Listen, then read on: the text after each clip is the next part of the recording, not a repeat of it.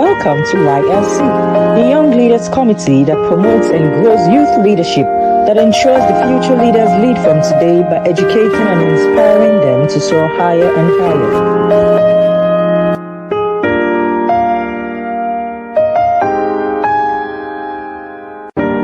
Welcome to the Young Leaders Committee, the leadership channel for growing and supporting leaders in all spheres of life.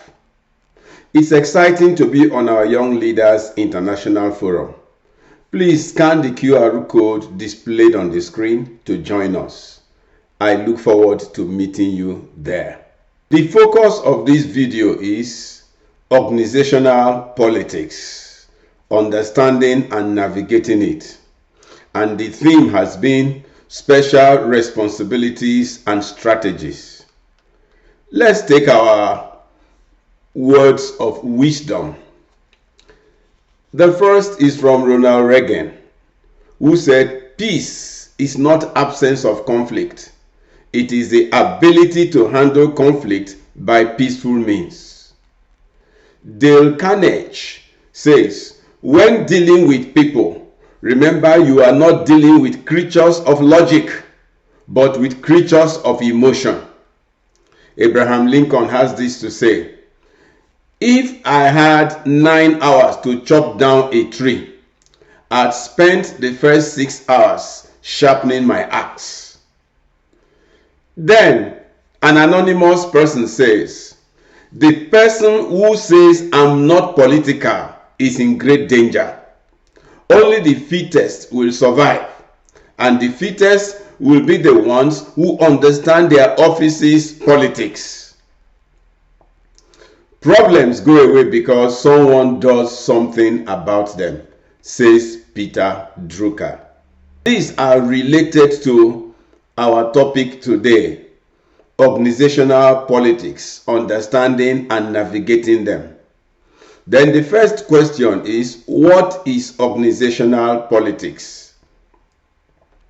The term organizational politics, also known as workplace politics or office politics, refers to the agenda each employee within an organization and the activities they engage in to acquire, increase, and wield power and resources in order to gain a desired outcome. Organizational politics is present in most organizations.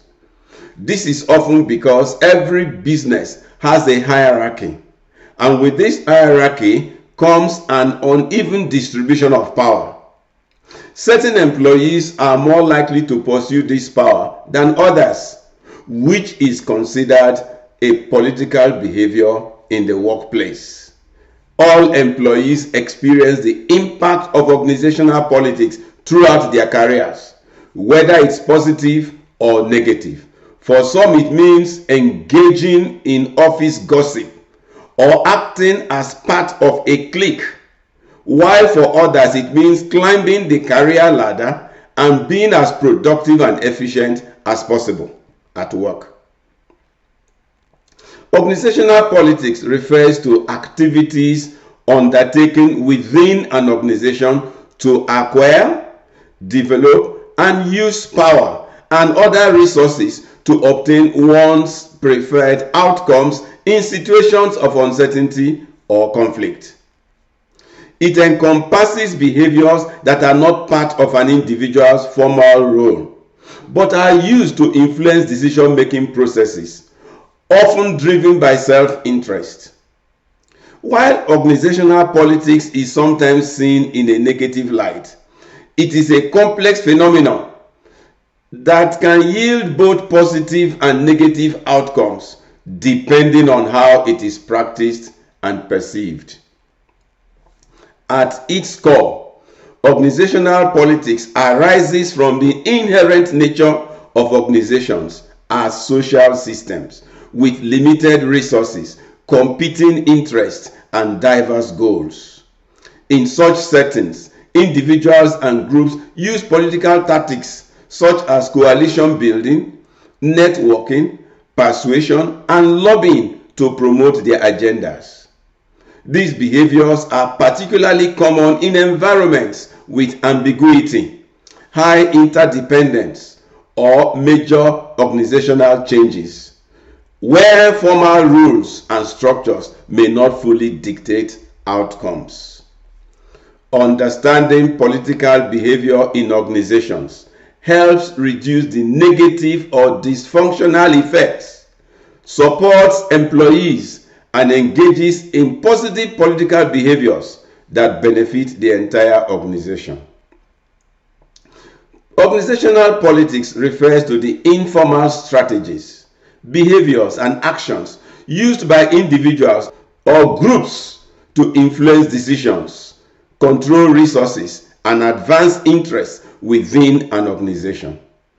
These actions often exist alongside formal structures but are not always officially acknowledged. Politics arise because organizations involve limited resources, diverse goals, and human ambition. As a result, employees and leaders may use influence beyond job descriptions to shape outcomes.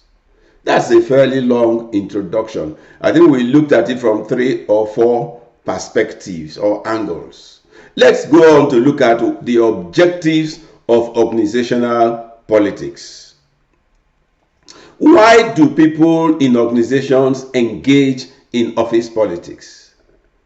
Here are a few of them: to gain power, boost productivity, gain recognition, resolve disputes, promote personal objectives, protect self-interest, earn money and income, and develop power contacts. There are types of organizational politics. We will begin with its examination from one perspective, and after this we will move to another perspective. From this perspective, there are 2 major types of organizational politics: positive and negative. Let's look at the positive. Positive politics or functional politics is used to build support for new ideas, influence policy change, or advocate for team needs. Functional politics encourages collaboration, persuasion, and coalition building. It often aligns with organizational goals. For example, a project manager informally builds alliances with departmental heads in order to gain support for a digital transformation initiative. By persuading stakeholders and aligning the project with organizational strategy, the political behavior benefits the organization. Let's flip the coin to the other side, the negative politics or dysfunctional politics. This is characterized by manipulation, favoritism, rumor spreading, or information hoarding. It's focused on personal gain at the expense of organizational success. It creates mistrust and unhealthy competition. Let's take one example. In some corporate scandals, senior managers suppressed negative performance data in order to protect their positions, which led to poor strategic decisions and long-term damage to the organization. Sad. Let's go to the other side. We told you we are going to look at it from 2 perspectives. We have seen the negative, positive, and then there is still another perspective. This perspective tells us that organizational politics in the workplace can have many forms, ranging from subtle maneuvers to overt power plays, and that these actions can significantly impact the culture, effectiveness, and morale of an organization. Understanding the different types of organizational politics can help professionals navigate and manage workplace dynamics more effectively. They include 1. Self-promotion. This is when an employee acts to further their career without regard for the impact on others around them. It includes things like taking credit for the ideas of others and putting workers down to build themselves up. Number 2, office politics. This is when one employee or group attempts to influence another employee or group through persuasion, manipulation, influence, or pressure. This can be positive if it means getting a group of skeptics on board with an organization's vision or project. But the downside is that it can lead to tension and arguments if someone believes that the win is coming at their expense. Number 3, factionalism. This is when a group splits based on common tasks and common interests, and these smaller groups form alliances that align with their goals. In larger organizations, this can help to increase innovation and agility. However, it will often have negative consequences as each faction commits to winning at any cost. Number 4, gatekeeping. This happens when an employee or group of employees who already have a certain degree of power block other employees or ideas. They do this to maintain their power and avoid being challenged.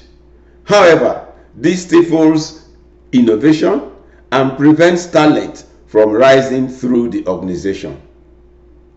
5, territorialism.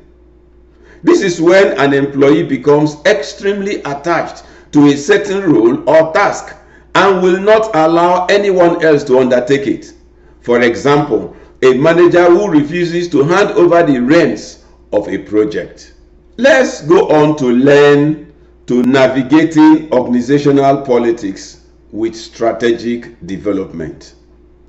To build a positive and conducive work environment, you have to understand organizational politics and their associated behaviors and be able to manage their impact.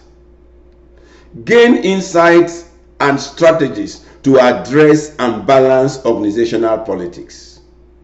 Connect and communicate effectively with key stakeholders.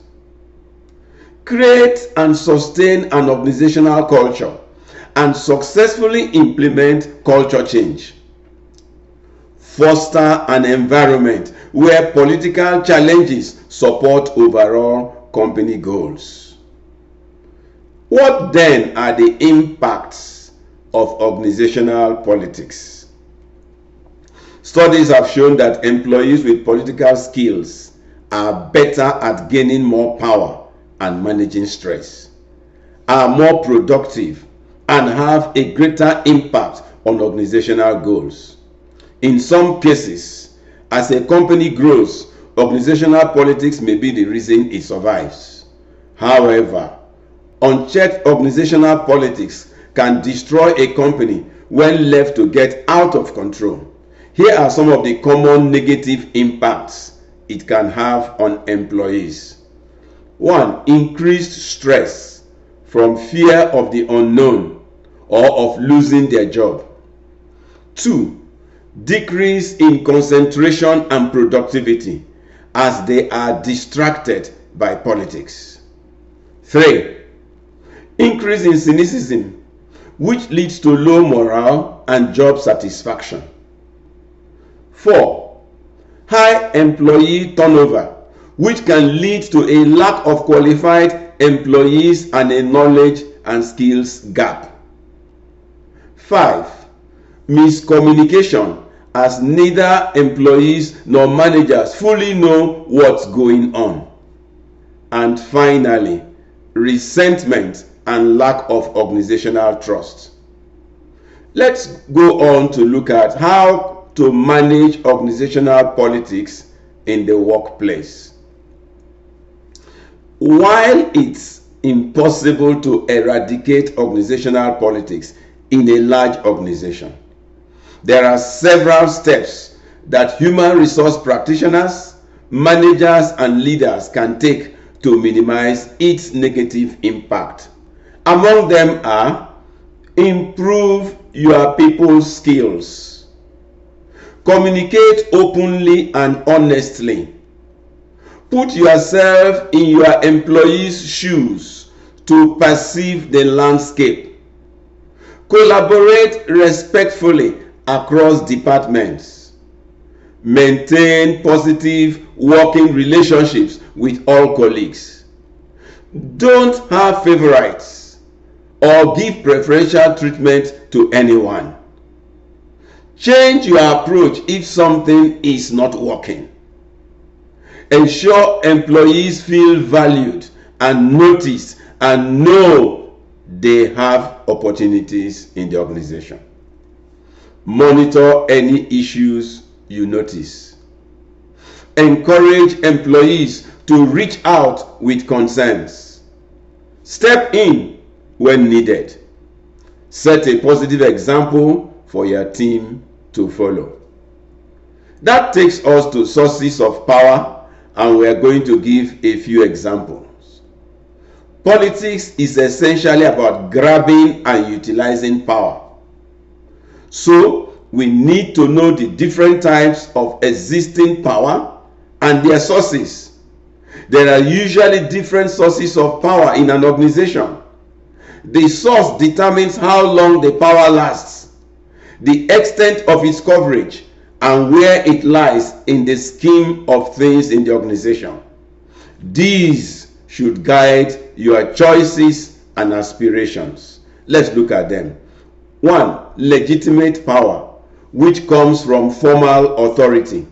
For example, a department head allocating tasks and approving budgets. 2. Expert power, which is based on specialized knowledge. For example, an IT specialist influencing leadership decisions on cybersecurity due to technical expertise. Then, referent power. This derives from respect, trust, or charisma. For example, a well-liked team leader whose opinions are valued even without formal authority. Then we have what we call reward power, that is control over incentives such as bonuses and promotions.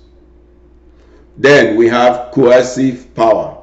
This is the ability given to somebody to punish or sanction, and the person can use threats of demotion or disciplinary action. Take note, power dynamics determine whose voices dominate discussions and whose interests are prioritized. Let's go on to look at politics and power, sharing and using power in organizations. The way power is exercised defines whether organizational politics becomes constructive or destructive. This leads us to an examination of 1. Ethical use of power. That is, when power is used to promote transparency, fairness, and accountability, or used to encourage employee participation in decision making, or used to build trust between leadership and staff. There is the other side of it, the opposite side of it, which is the misuse of power. Misuse of power leads to fear-based cultures and silence. It discourages innovation and honest feedback. It crushes workers in the system, forgetting that they have feelings and not people of logic. Effective organizations distribute power appropriately, ensuring no single group dominates decision-making unfairly. That may not be a very easy work for leadership, but it's a necessary work. Is an apolitical organization possible? Can there be an organization without organizational politics? A completely apolitical organization is largely unrealistic. Why? Because individuals have different interests and values. Why? Because resources such as promotions and budgets are limited. and also because decision making involves subjective judgment. However, organizations can and should work to reduce harmful organizational politics. So we want to look at building relationships, networking, and negotiating effectively. Strong relationships are the backbone of positive organizational politics. Relationship building and networking enhance trust and cooperation. It facilitates information sharing. It breaks down departmental silos. Negotiating effectively. This focuses on shared interests rather than rigid positions. It requires empathy, preparation, and communication skills. It encourages win-win outcomes. Let's take an example. A manager negotiates workload priorities with another department, ensuring both teams meet deadlines without conflict. Fostering a positive and inclusive work culture. That's another subtopic. How do we foster a positive and inclusive work culture? A positive and inclusive culture reduces destructive political behavior by addressing root causes such as insecurity and exclusion. The key elements there are inclusive leadership that values diverse perspectives, psychological safety where employees feel free to speak up, and fair recognition and reward systems. Let's take an example. Organizations like Microsoft emphasize inclusive leadership practices, which reduces internal competition and fosters collaboration. When employees feel respected, politics shifts from self-preservation to collective success. That takes us to challenges of organizational politics. Despite its inevitability, organizational politics poses several challenges. Here are a few of them. Conflict and power struggles, when competing interests can escalate tensions. Next, reduced trust and morale. In this case, perceived favoritism damages engagement. Next, inefficient decision making due to delays caused by hidden agendas. And employee stress and burnout, which causes emotional strain from navigating politics. In a highly political environment, talented employees may quit due to frustration, which eventually results in high turnover. So we go on to look at evaluating organizational politics and power dynamics. Whatever is done in any organization should be evaluated. This applies to organizational politics. Evaluating politics involves critically assessing how influence is exercised. The key questions to ask when doing that are: who holds power and why? 2. Are decisions transparent and fair? And next, is power aligned with organizational values? In concluding, note that organizational politics is an inherent aspect of working life. While it can create challenges, it can also serve as a tool for influence, collaboration, and positive change when managed ethically well. Understanding power dynamics, building relationships, and fostering inclusive cultures allow organizations to harness politics productively rather than be undermined by it. Did you pick anything new? Then please share this video to someone else. Do you disagree with any thoughts expressed here? Is there something you would like us to know or any question? Please send them to the comment section or post them to us via our email on the screen. We wish to remind you that our international forum is waxing stronger by the day. This mentoring platform could be that rare opportunity you have long desired. Join now so you can rise to the zenith of your career. Thanks for your time.